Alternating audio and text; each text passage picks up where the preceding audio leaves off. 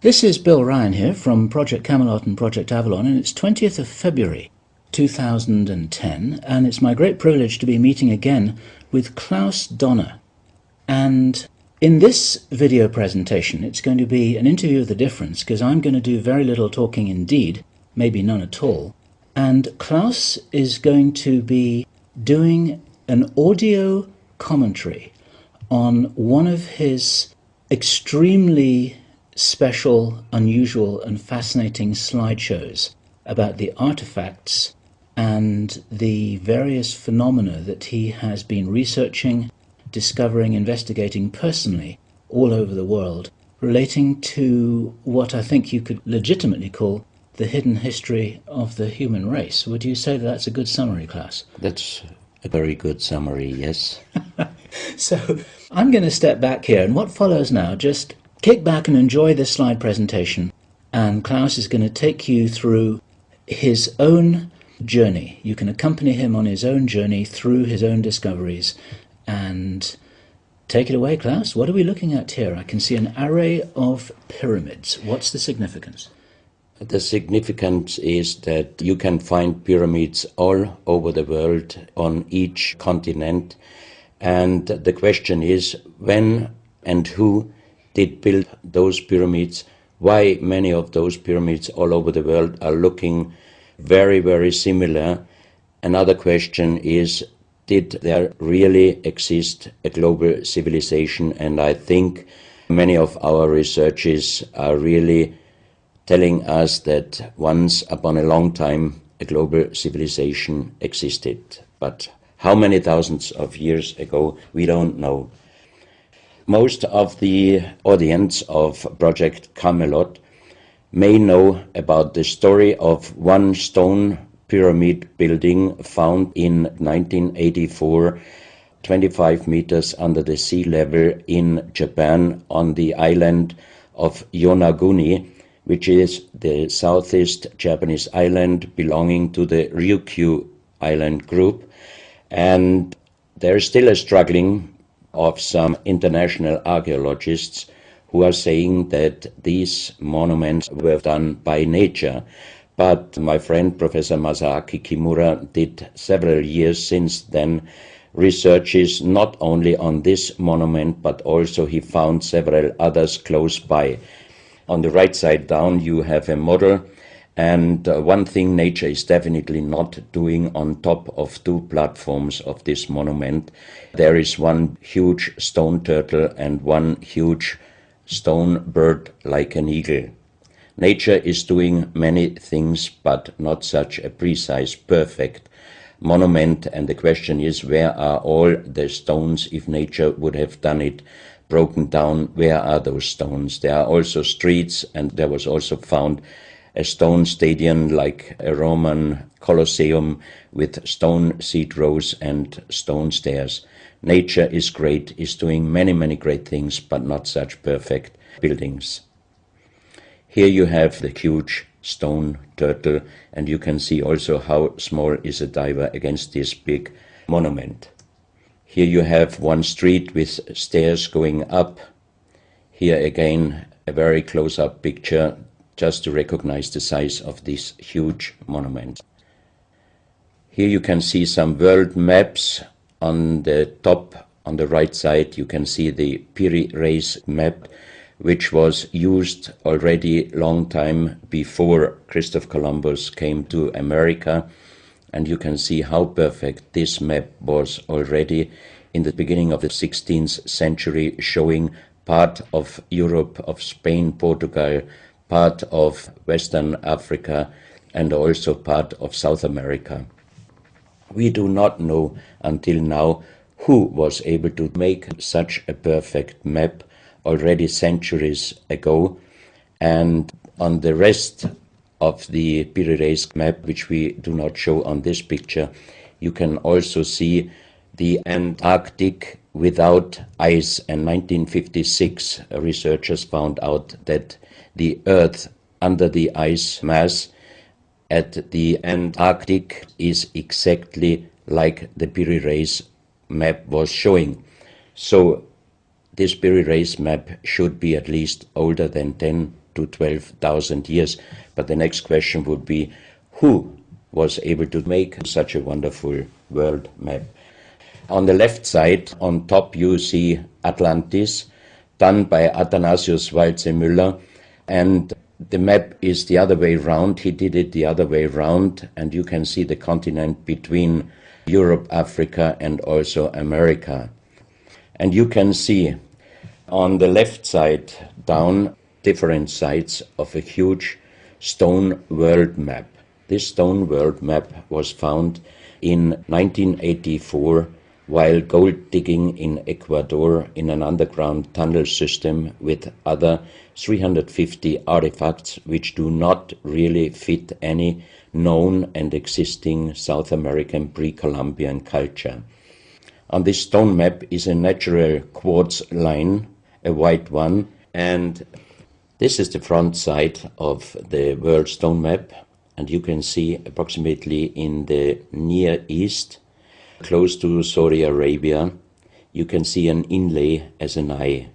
And from this eye to the right and to the left is a natural quartz line going on the right side over India, Thailand, and also there is a long island on the right side, which Professor Kimura's research gave him the statement that from the northeast Japanese island until far down after Taiwan, once there existed a huge continent.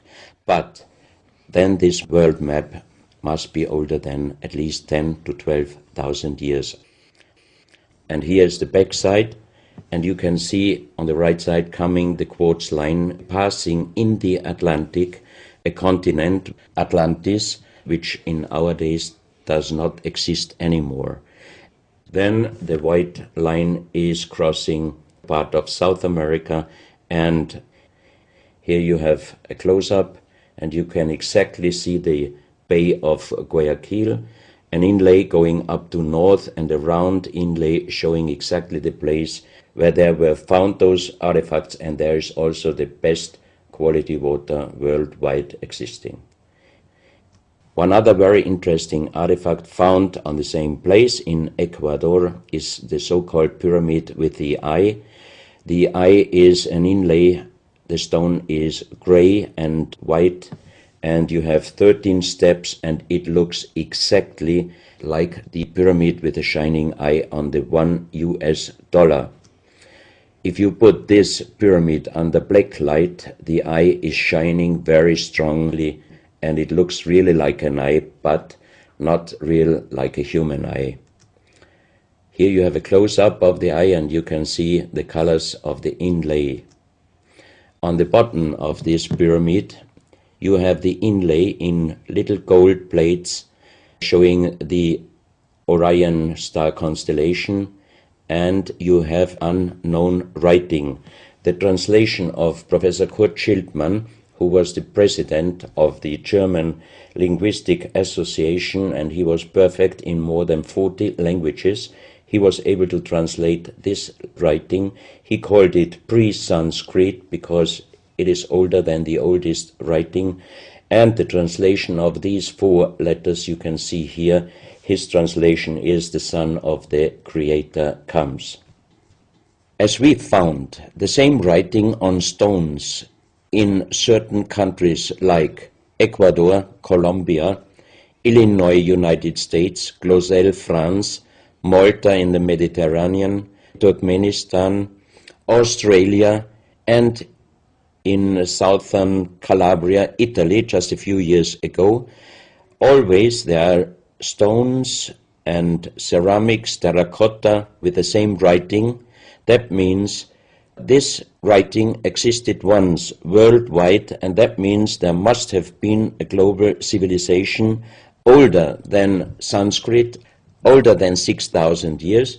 And Professor Schildmann also told me that this writing has a little similarity to the Indus writing and also to the Easter Island writing. And as he said, this is older than Sanskrit. He called this writing pre-Sanskrit.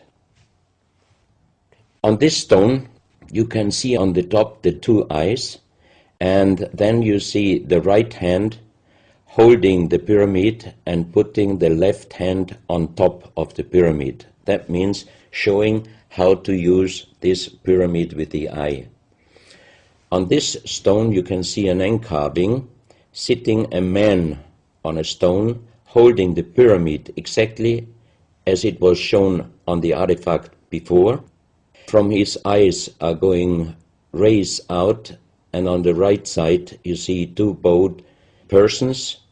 On his head he has something like a small helmet, and from this helmet goes up like an antenna to a strange object over him. And here you have the photo of the discovered helmet. We could not yet make a metal research or checking what kind of metal was used, but you can see in the center of the helmet that something is missing, and that might have been this kind of antenna which was shown on the artifact before. Another very strange finding from the same place is one big jade cup and 12 little jade cups. As the 12 cups are man-made and each one is a little bit different in size, if you fill them up perfectly with water and you put the 12 cups of water inside the big cup is completely filled. The next strange thing is that you can see on the little cups numbers which are looking like the Mayan numbers, but if you compare them with the Mayan numbers, you find out that there are some little differences. And on the big cup you can see a perfect inlaid star constellation, also showing the Orion and other stars. And inside the big cup it is very, very magnetic, and outside the cup nearly nothing. Professional geologists are saying this is impossible, because if a stone has metal particles inside the stone, it must be same magnetic from both sides. Here you have a close-up of the big cup, and you can see a perfect inlay of star constellations, and they are shining very brightly if you put black light on it. Here you have some small cups that you can figure out more clearly the style of the numbers inlaid in a strange material, also shining under black light. That's another piece, a jade plate with the same star constellation inlay like on the big cup, and two persons facing the sky, and on the next picture you can see that also the eyes of these two statues and the star constellation is shining very strongly under black light.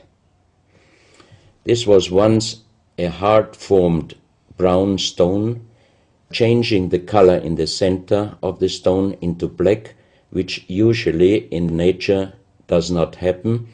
And you can see, if you look very close, you can see a face with closed eyes, with a mouth, the nose, a long beard and long hair. On the left side, the face and also the stone is broken. This is the reverse side of this stone. You can see a spiral and a triangle. The center of the triangle is very magnetic, also shining under black light. Here we have the backside of a cobra. The cobra never existed in South America, but this one was found at the same place. On this side of the cobra head you have 33 lines in lines, so 33 is also a very mystical number since long time, and on the left side and right side you have 7 points inlaid, and maybe these are the chakras. Also this cobra head is shining brightly if you put black light on it. Another object here, you have a perfect worked dolphin head, and also this artifact is shining under black light. Here you have a kind of stone helmet. You can put this granite stone helmet on your shoulders, or you can lay your head inside it, and the inlay points which you see on this helmet, some experts told me that these points are exactly the acupuncture points on the human head.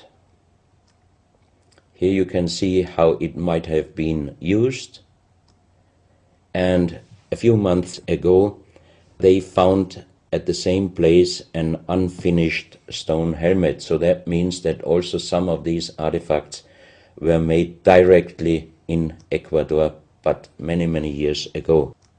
And also the inlay on this object are shining under black light very bright. This is a fantastic jade snake, and also the inlay points are shining under black light. Here we have one artifact which is very perfectly carved on the back side, so that means it might have been used to put this artifact on the front of your forehead. You can see the two eyes inlaid, and on the reverse side you have the so-called third eye. Maybe this artifact was used for some ceremonies or for meditation. Here we have a jade plate with an inlay of a spiral, also shining brightly under black light. Another one, you can see 7 rings inlaid in the jade plate and also shining under black light. Maybe this also could be a presentation of the 7 chakras. Here is one of the ceramics found there. It's a great masterpiece, and the question is, how can you make this artifact out of one piece of ceramic? Here we have another pyramidal stone found also in Ecuador. On top you see the pyramid with the eye, and you have down several spirals and symbols. Some of them are very similar to the churchward Nakal plates, which he found 1880 in India, and the translation was talking about the sunken continent of Mu. This is a marble with another inlay of a spiral, also shining very brightly under black light. Another stone in a pyramidal form with an inlay of an eye. Here you can see again the pyramid with the eye, and on the bottom you see the Orion star constellation, the 3 Orion stars, which might focus us to the 3 pyramids in Egypt. Here you have a ceramic statue. You can see the style of sitting is not real pre-Columbian style. It looks like the lotus seat from Asia. On top of this statue you have a head with some points, and it looks quite similar to many of the Buddha presentations. He holds a snake in his mouth. The snake is a very, very mystical and very often presented object. So that means this statue is not from any existing or known pre-Columbian culture. Even the next one, you can see that how this statue is sitting, it looks more the direction of Asia. On top of his head, again a very strange head, and in the center you can see like the head of a frog. Also the frog is a very mystical animal in old South American pre-Columbian culture, but also in Africa and also in Asia. Here another ceramic statue holding a kind of plate in his left hand, and it looks also not really pre-Columbian culture. This is another very strange artifact holding a stick with a snake. Again we have the snake here, and the question is where and who this statue was done. This is a photo of the Altiplano in Bolivia.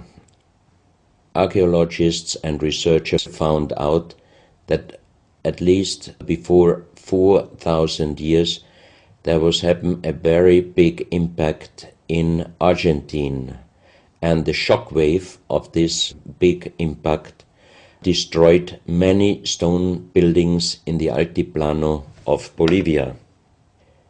You have here a picture of Pumapunku, a very strange place close to Tiahuanaco in Bolivia, and you see tons of stone plates with perfect work on it destroyed.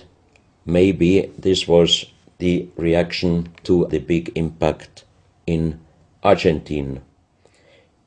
Here you have my friend Giancarlo Bonfanti, Italian researcher, in the center of the so-called Sun Gate in Tiahuanaco in Bolivia, and some researchers write that the figurines on top of this side of the Sun Gate are showing the Venus calendar. Here you have one of the big stone plates from Pumapunku, and you can see how perfect this stonework was done. And the question is, could you do such perfect work with simple tools? Close to this area, they found skeletons with a size of 2.6 meters. And the picture on the top shows you the skull of one of these skeletons, and it looks like it is deformed, but definitely these skulls are not deformed. They are natural style, like an egg. On this photo you see how strong the jaw of those skulls were. This is a front view, and the most interesting photo is this one, because you can see that the top of the skull does not have the three plates which we have as Homo sapiens, and that shows us that these skeletons are not Homo sapiens. What we might be able is doing a DNA check and an age dating on these skeletons, because we are very much wondering what kind of humans did exist long time ago and how long ago. On the next pictures I show you some artifacts found close by the real giants, and when I first time got this mask in my hands, I tried to look through the two eyes. At that time I didn't know that they were belonging to 2.6 meter skeletons, and I was just wondering, why did they make masks where you can only look out from one eye?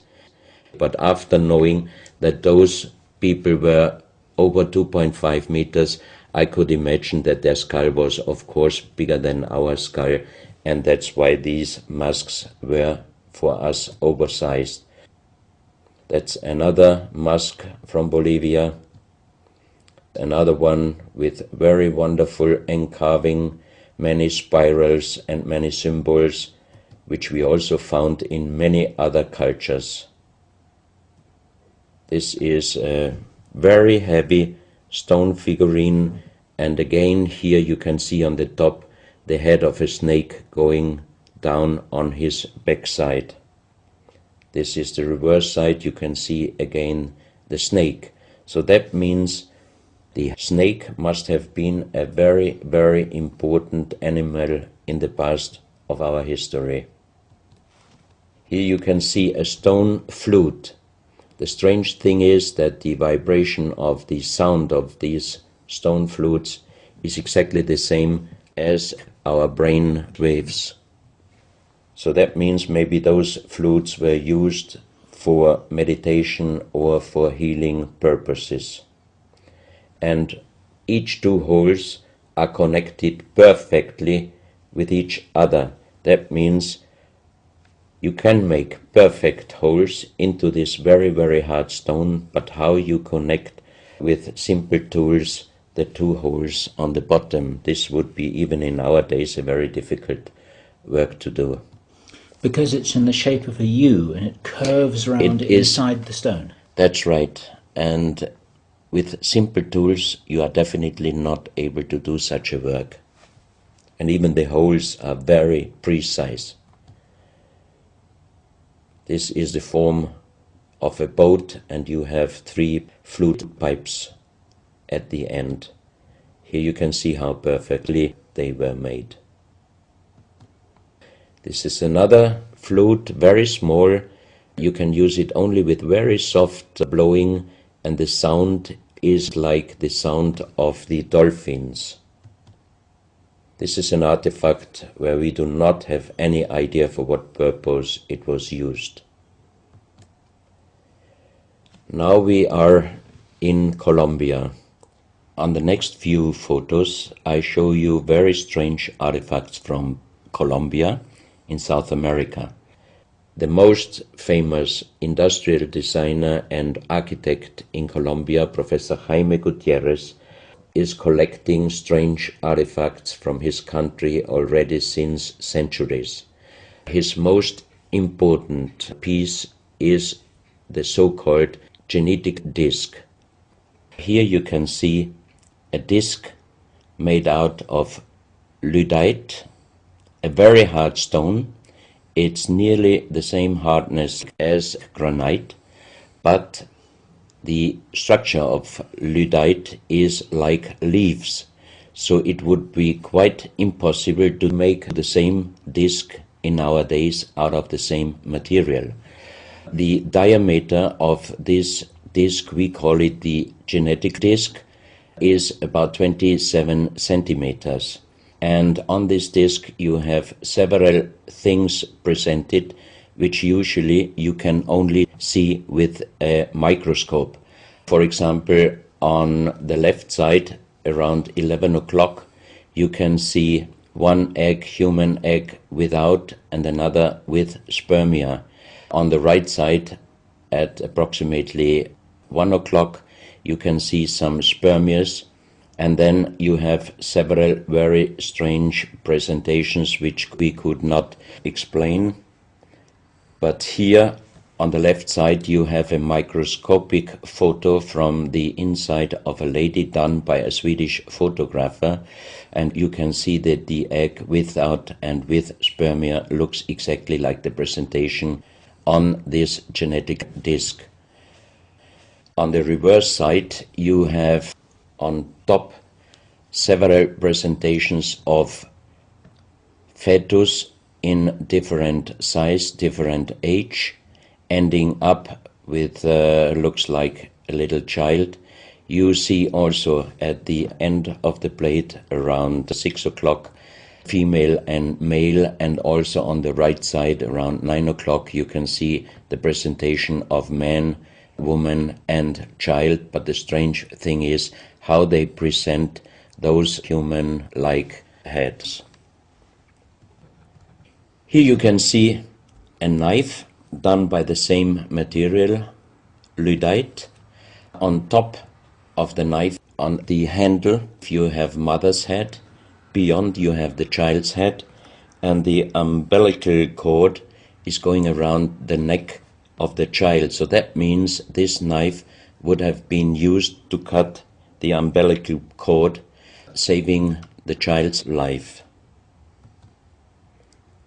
This is a close-up mother, child and umbilical cord. This is an instrument. It might have been used for helping the child coming out, leaving the mother, when there were some complications.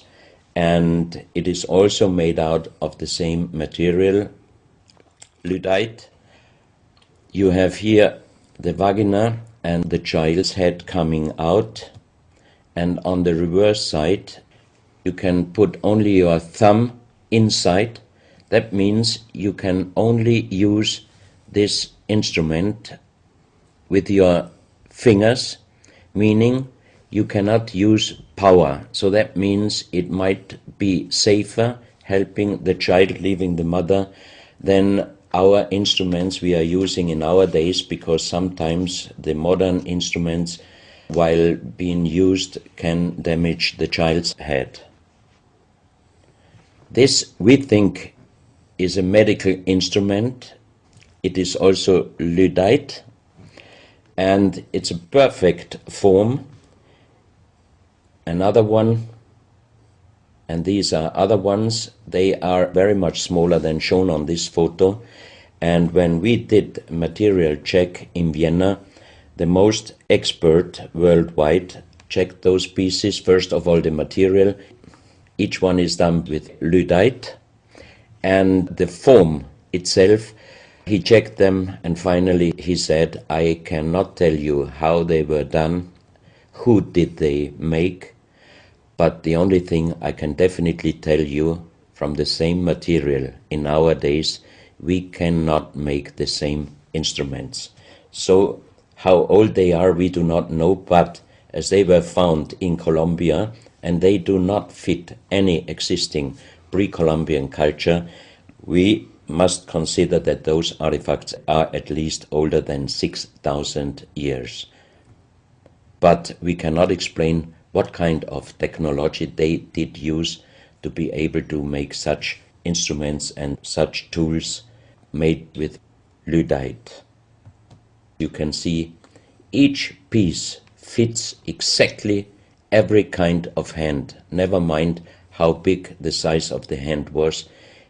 Each instrument, each tool fits exactly each hand which was using those instruments. This face looks a little bit like the Maui, the big stone statues from Easter Island. Here you have a close-up. This, in joking, I call it the dentist chair. Perfectly done, but again, same material, lyddite. And the strange question is, why, if they could make such perfect figurines out of this very difficult material, why did they show the human face always with big round eyes and a little nose and a big mouth? There is no real explanation possible. This is again one piece from Colombia, lyddite.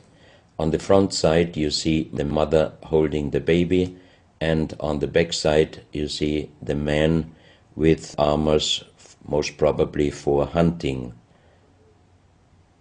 This stone figurine was found in Colombia. It looks exactly like the Maui statues from Easter Islands, but it is only about 30 centimeters in size. This is another masterpiece of stonework. You have on both sides presented one bird, but if you look at the front side, you can see that the two birds presenting a face, and on the left side, between the bird's head and the wings, you see again this unknown writing which we found on stones from all over the world.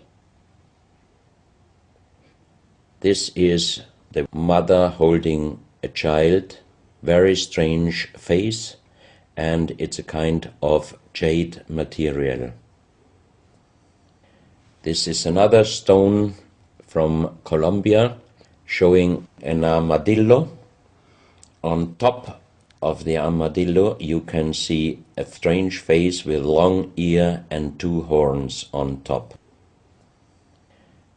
On this artifact you can see a smiling face on top. You have two triangles on this side, and on the other side, on the right side, you have a face. Again, the animal face on the right side, and some unknown symbols. And on the bottom of this object you see an animal, looks like a crocodile. Now we are moving to Guinea, West Africa, very close to the border with Mali. They found on a huge granite mountain the half portrait of a lady done in granite stone, and the size of this statue from top of the head until the middle of the torso is exactly 150 meters. So this is a real big question. who might have been able to do such a huge granite half-portrait in a mountain at least 10 to 12,000 years ago, because the Italian geologist Professor Pittoni was on the spot. He did these photos and he checked the earth on the bottom of this mountain, and his calculation was that this stone monument must have been done at least 10 to 12,000 years ago. But then we have the real big question: who could have been able to do such a big stone monument? Even in our days, it would be impossible, or at least it would cost so much money that it would never be able to do. And if you look at the close-up of the face, some experts told me that this face definitely is not European, but also, of course, not black African. It must be either South American or Asian culture. But then again, we are at the point 10 to 12,000 years ago. It might be the civilization, the lost civilization from Atlantis. Close to this area in Sierra Leone, Professor Pittoni was in charge of diamond excavations. And as he heard in this area a legend about Allah was angry with some angels, and he put them into stone and throw them to the earth, he put the sky, also made it into stone and throw it to the earth, and he put the stars and threw them to the earth.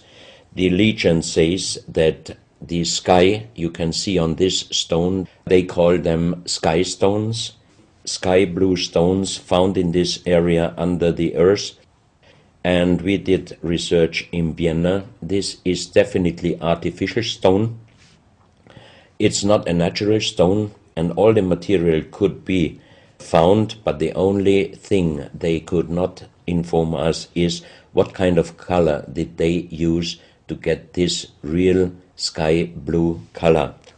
The stone figurines found from 20 meters down to even 50 meters. Professor Pittoni always took some organic material from the finding place, and the age dating of those stone artifacts are from 2,500 years up to the oldest one, 17,000 years.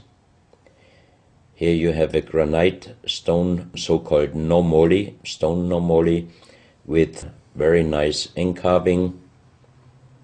Here you have a man sitting on an elephant, as there are also the legends of giants all over Africa. You know how big is an elephant. It's a wonderful stonework. It's very hard and very heavy. There are also some artifacts showing half human or human with the head of a reptile, holding a kind of pot in their hand, and they could put something inside this pot, and also on top of several nomolis there is a hole for putting something inside, and most probably they were used for ceremonies.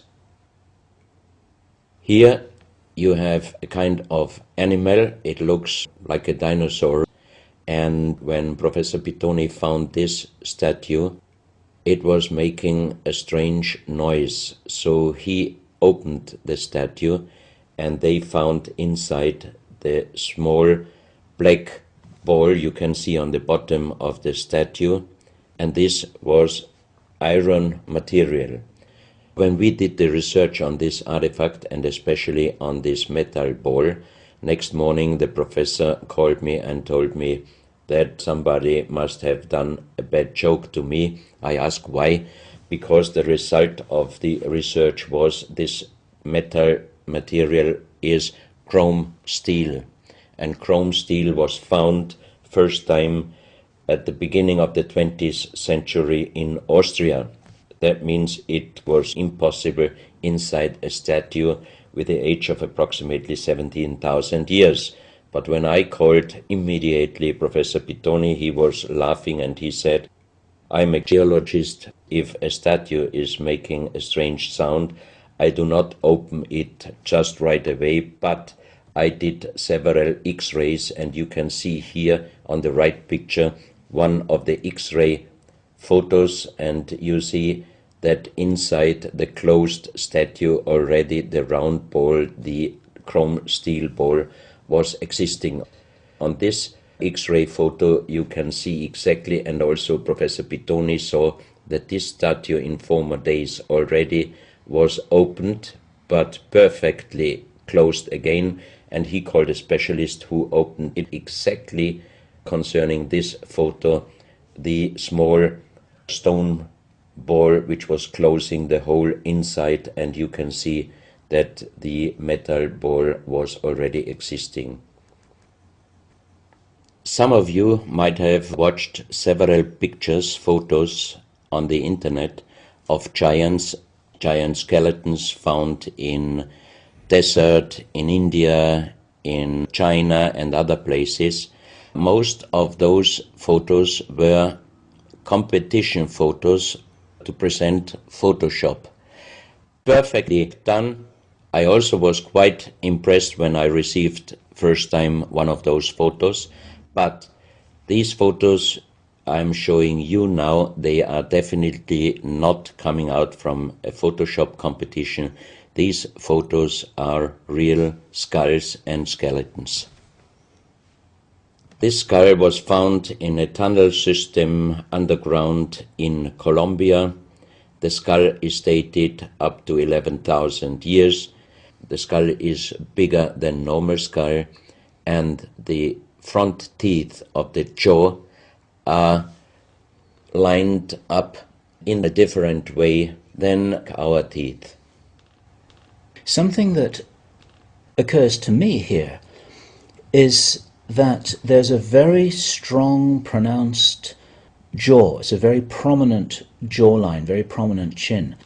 And here you see a photograph that was shown to us by a Project Camelot insider. Now, this isn't a real photograph. This is a scene from the old Arnold Schwarzenegger movie Conan the Barbarian.